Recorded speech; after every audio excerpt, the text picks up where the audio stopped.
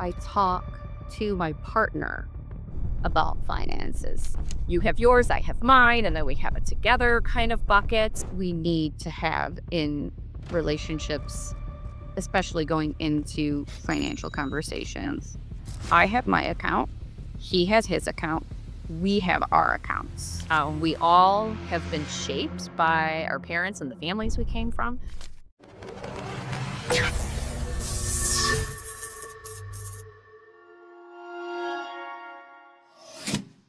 Hello, and welcome to Express Yourself podcast. We're your hosts, Vanessa Martinez. And Lauren Genuardi. And we are coming to you today to answer questions that came in from our clients and from other listeners.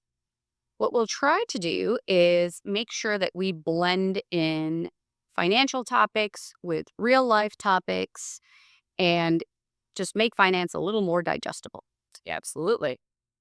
So today our question is a little prickly, and it's, how do I talk to my partner about finances? Yes, that is a very hard question. Prickly is a great adjective for that one.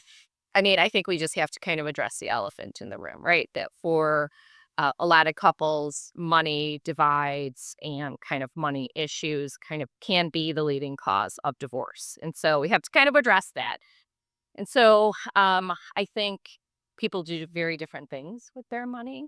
Some couples choose to merge everything together. Some choose to keep things separate. Some kind of do a middle of the road approach where you have yours, I have mine, and then we have it together kind of bucket. So I think we have to kind of meet clients wherever they are, and they come in all spectrums. And kind of however a client comes to us and whatever you do with your money in your relationship, there's no judgment. If it works for you, that is what matters. It has to work with you. But I think something we have to always kind of take into consideration when you're talking to your partner about money. Number one, maintain a pleasant maintain a pleasant demeanor. Lie. And I know that I mean that can be a challenge, right? Because it automatically feels like you might want to go on the defensive. Like, why are you asking me this? And don't go down this line and you're questioning me. So number one, and I have to remind myself of this too.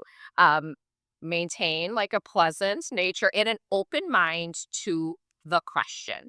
I also think kind of you have to acknowledge where you have come from. Because I think that we all have been shaped by our parents and the families we came from. And we have beliefs about money that we bring with us into our relationships. And not everyone was raised to look at money the same or try to do it the same way. And so for some people, it's a really emotional experience. And I've had some clients in the past who said to me, I hate meeting with you. And I was like, oh my gosh, it was so brokenhearted. I was like, what did I do wrong? And she said, it has nothing to do with you, but people have used money my entire life to manipulate me. And I was floored for a second, but I thought that was really honest. And she's looked at her relationship with money and said, like, I bring this baggage to the table. So I would just keep that in mind when you're talking to your partner. They may have been raised differently than you were, and kind of have different thoughts and feelings around it. Um, and really just be open to kind of exploring the differences.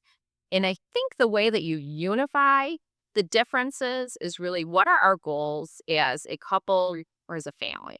And if you bring things back to there, I think that that can really get you back on track. Despite differing styles, that common goal, again, prior, like what we talked about in an earlier podcast, what are my goals?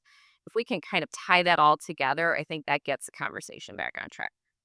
It definitely, you have to look for commonality. Yes, absolutely. That's what's important to both of us. The only way that it will work. Yes. Because it is difficult to sit with someone and be vulnerable about your finances. I feel the younger generations are doing a way better job at this. Oh, they're completely different. Yes. Starting, like, you're starting a relationship with someone and you quickly can sit down and say, okay, how much do you make? This is how much I make. How much do you spend? This is how much I spend. Yes. And I love that. Yes. But it's because of what their environment has been Yeah, versus what maybe our environment and our parents' environment was, absolutely. leads them to manage that conversation differently. So I agree with you on being open-minded, I Yeah. think is the biggest piece because we're set in our ways. Yes. Yes. I spend this way. I save this way. I earn this way. Whatever my rules were. Yes. Yours, even in some cases, it might be the same, but they're still butting up the heads. Yes. Absolutely. Yep. So having the conversation is definitely necessary. And if you already know or perceive the possibility of maybe some conflict, start super easy. And if you want to have that conversation, maybe you be vulnerable first. Yes. It's the only way to help someone understand is no judgment.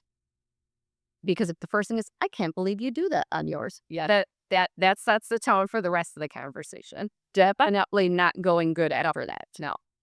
And bringing it to kind of real life is our personal finances. Yep. I have it where I have my account, he has his account, we have our accounts. Yes. We like that mainly for surprises. So if I want to get him a surprise or do a surprise vacate, whatever I want to do, I can do that without him automatically seeing it on the joint account. So the joint account is more for bills and big things that we do together as a family, and then our separate accounts. Yes. And so growing up, my parents did what you and Noel did. They had a yours, mine, and ours kind of pot of money. But when my husband and I got married, his parents always had everything together.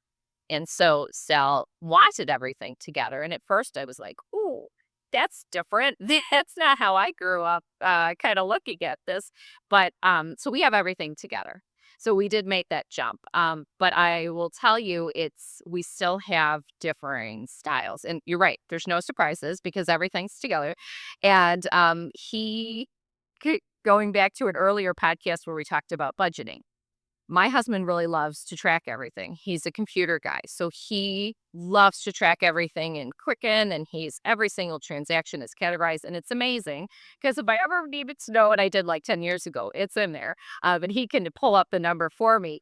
However, sometimes that is kind of a triggering conversation for me because I view it as, oh, I'm being judged on how I'm spending money, and I don't want to be questioned in this regard. And so that's where I said, like, I have to keep my nice attitude and try to approach it open-minded. But we just look at different parts of the equation. So for him, he very much focuses on the present and the day-to-day. And I'm like, I don't care to talk about what I did yesterday at Target. I want to talk about like 10 years down the road. This is where I'm going and this is where my focus is. And so, I think we both have to meet in the middle. And he's made a lot of strides in saying like, okay, not gonna push so hard on the as the day stuff. And I'm more like, all right, I need to back up because I am 10 years ahead in my thinking, but I need to pull it back and say, hey, these are like the little tweaks I'm making along the way, and this is why. And I have to share my rationale with him. It's definitely that open-mindedness that we need to have in relationships, especially going into financial conversations. And like everything in life, taking it one step at a time is best with this, unless you're both all in and ready to get it going. Yes. As a side note, I think we should all hire Sal to do our accounting piece because he's really good at that. He is. He probably missed his calling as an auditor in his life. He has all the day-to-day stuff down. He's amazing at tracking. Yeah. Shout out to Sal. On us. So please send us your questions. If they're specific for Sal, please let us know because we're going to shoot them off the hair. Forward that to him. But if you have other financial questions, please send them in. You can email them in to us, and we'd be glad to help get those answers. Thank you. Be well.